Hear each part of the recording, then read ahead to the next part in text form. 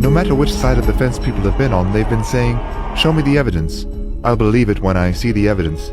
And people on both sides agree that something went terribly wrong in November 2020, but there really has been no comprehensive place to see the evidence of widespread fraud.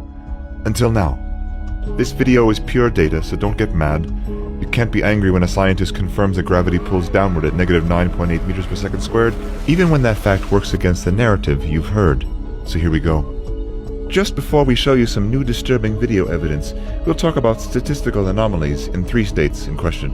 In the early hours of November 4th, 2020, Democratic candidate Joe Biden received several major vote spikes in Michigan, Wisconsin, and Georgia, suddenly placing him in the lead when he had been trailing Trump by a significant margin.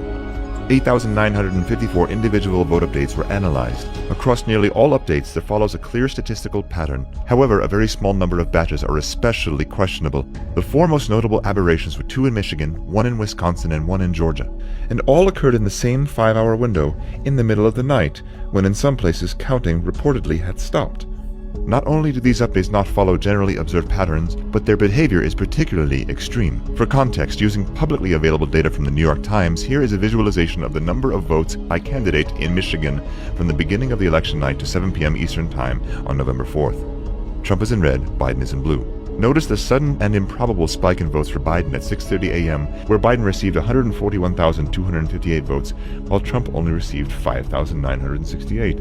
This extreme ratio is surrounded by updates that are nearly the same in ratio. This particular update is 23 times more votes for Biden, and is the most extreme update favoring Biden in all datasets across all states. The situation in Wisconsin is even more stark.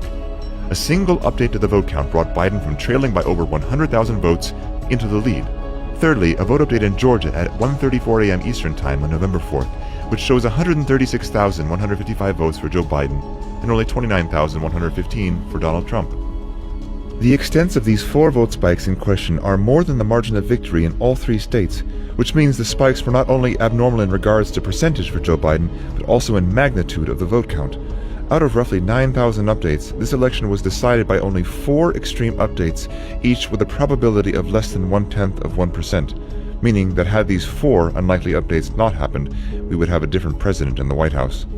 Detractors argue that these spikes were merely human error and not indication of fraud, and the errors have been corrected. If the errors have been corrected, where is their evidence? Why were the results never changed? Others have said that the spikes indicate heavily Democratic precincts. If that were the case, then California would show many spikes of that magnitude, but it doesn't. Only 1 vote update in California is anomalous in percentage of Biden votes, but not enough magnitude to shift an outcome. The strangest anomaly visible in the data is a consistently identical ratio of Biden to Trump votes across time, which is theoretically impossible. Here is Florida. These updates occurred over a week following the election. Notice all the ratios of Biden to Trump votes are 100% identical over several days. This pattern shows up in many states. It appears that a computer algorithm is involved in the process, which is doing something called weighted race distribution, a feature of Diebold voting machines known as early as 2001, which gives values to votes rather than simply counting them. Here in California, we see an update of 1 vote. About 65% of that value is given to Biden and 32% to Trump. How can 1 vote go to more than 1 person? It is well known and not disputed that Diebold software was found to be switching votes through programming in past elections. Even though Diebold is no longer used, Dominion Voting Systems acquired ES&S in 2010, which had previously acquired Diebold under its new name of Premier Election Solutions. This does not exhaust all statistical data anomalies encountered in the 2020 election, but data anomalies is only one factor to consider. Next is eyewitness and video evidence. In Georgia, there's a case of a poll worker named Ruby who was seen on Instagram giving a secretive live video of her working in the back room filled with absentee ballots. I'm gonna let y'all see this. Okay, don't say nothing. Listen, look.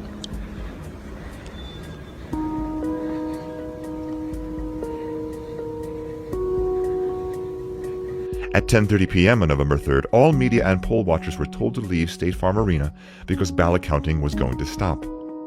But Ruby and her daughter and 3 others remained behind at State Farm Arena.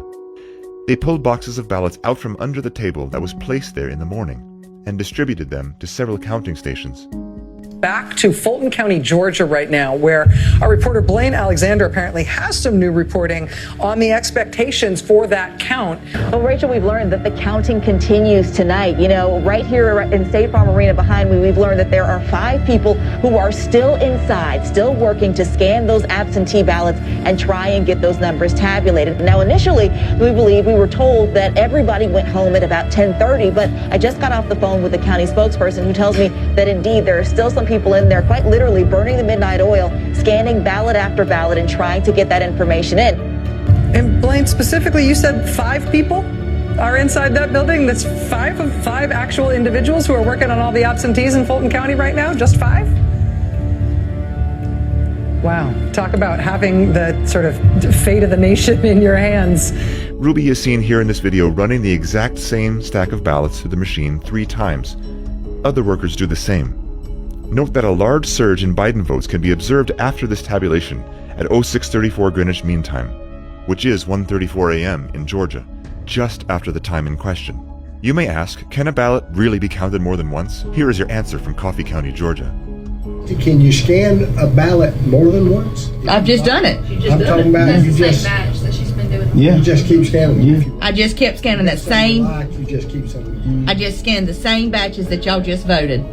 I never got any more until that one. I don't know why they approve such a system. Ruby allegedly posted this later on social media.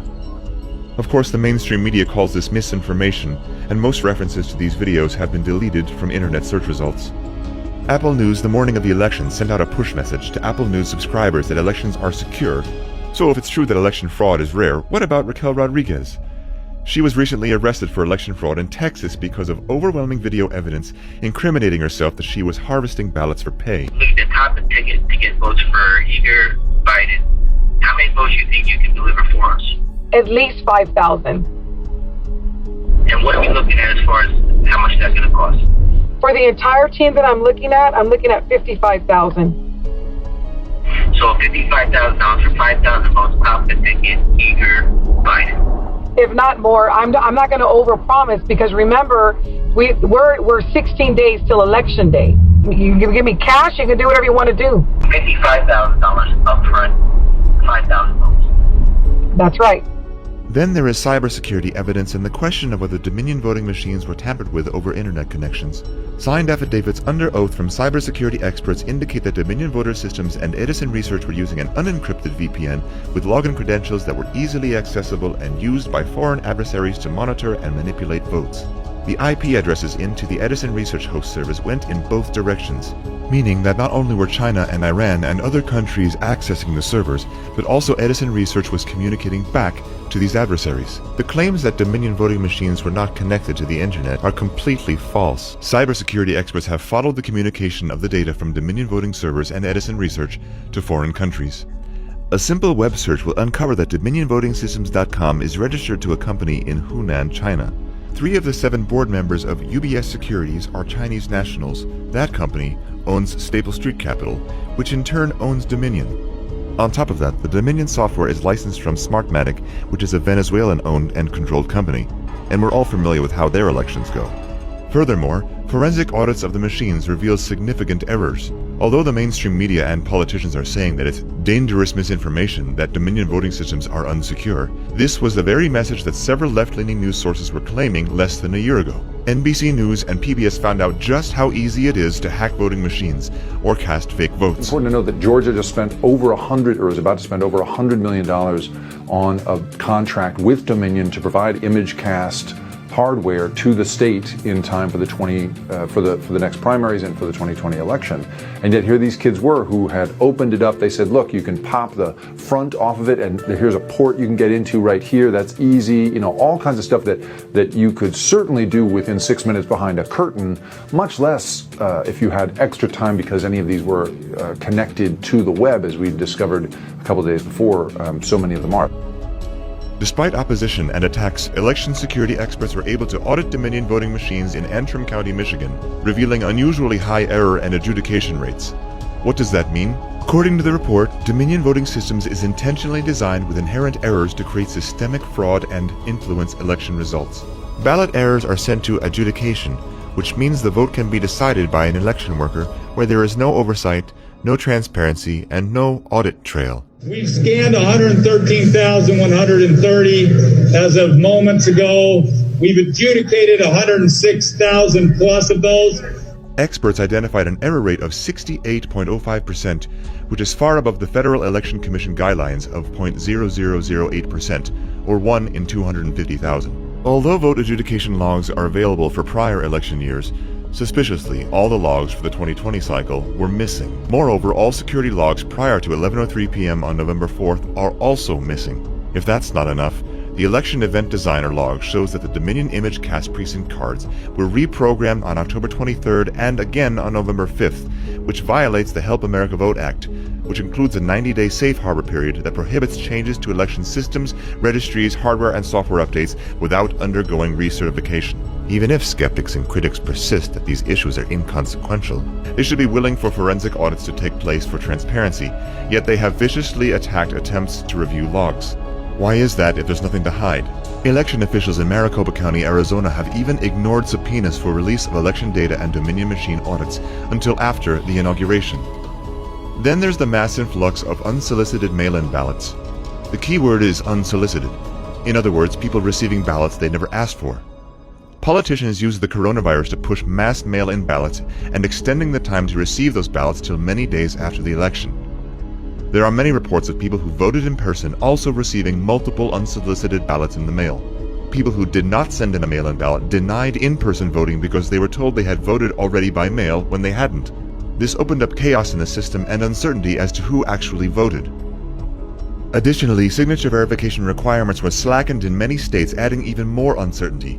In fact, the Pennsylvania Secretary of State unilaterally removed legislative signature requirements for mail-in ballots. More than 1,000 signed affidavits have been given by poll workers who have witnessed illegal activities, non-equal treatment of Republican poll watchers, counting ballots in locations with no poll watchers not permitted close enough to see the counting process, shredding ballots, garbage bags full of ballots for Trump, entire boxes of hundreds of supposedly mail-in ballots that have no folds, indicating they were never actually mailed by anyone. The list goes on and on. These affidavits are signed by witnesses under penalty of perjury, so this should not have been taken lightly, but these witnesses were never heard in court. Unfortunately, what we have covered is only the tip of the iceberg on fraud, cover-ups, federal election law violations, and dishonesty on a global scale. So either the Secretary of State's office is recording and certifying results that have negative errors and fraudulent votes in them, or someone is giving them negative information. Recent polls show an overwhelming percentage of the U.S. don't trust the 2020 election was without fraud. At the end of this video, the credits will be further data scrolling through that you can read for yourself, and pause and go back and read again. So what can you do? Firstly, find a way to download this video and share it. Film it with your mobile phone. Do anything to duplicate this. Post it with a hashtag, "Here is the evidence," hashtag every legal vote. Because guaranteed, big tech and social media giants will do their best to erase it from the internet, as they've already done with much of the evidence we've already shared. And if they can't erase it, they'll fake fact-check it. Well, guess what? We've already done the fact-checking. We've gone through thousands of pages of data, sworn affidavits, forensic reports, and cybersecurity reports. Secondly, you can demand election reform from your elected state and local officials. We cannot let another election ever be this questionable ever again. This is the United States of America. People used to look to us on how to have democracy through our voting system. 2020 was a complete sham, and it cannot ever happen again.